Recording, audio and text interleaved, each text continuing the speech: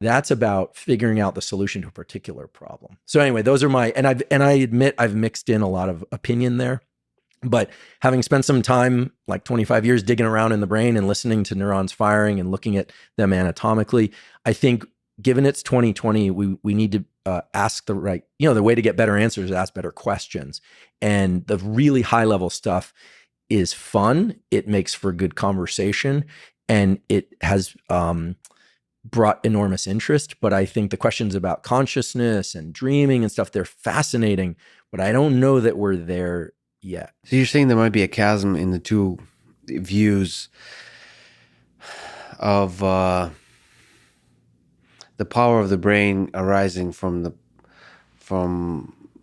the circuitry that forms abstractions, or the power of the brain arising from the majority of the circuitry that's just doing very brute force dumb things that are like, that don't have any fancy kind of stuff going on. That's really interesting to think about. And which one to go after first. Yeah.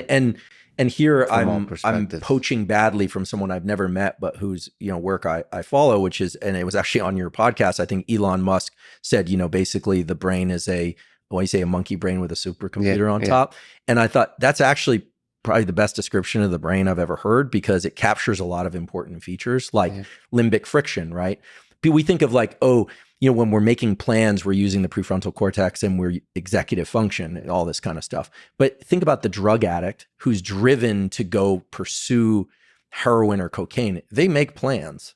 So clearly they use their frontal cortex. It's just that it's been hijacked by the limbic system and all the monkey brain, as you refer to. It's really not fair to monkeys though, Elon, because actually monkeys can make plans. They just don't make plans as sophisticated as us. I've spent a lot of time with monkeys, but I've also spent a lot of time with humans. Anyway, But you're saying like there's a lot of value to focusing on the monkey brain, or whatever the heck you call it. Like I do, because let's say I had an ability to place a chip anywhere I wanted in the brain today, and activate it or inhibit that area.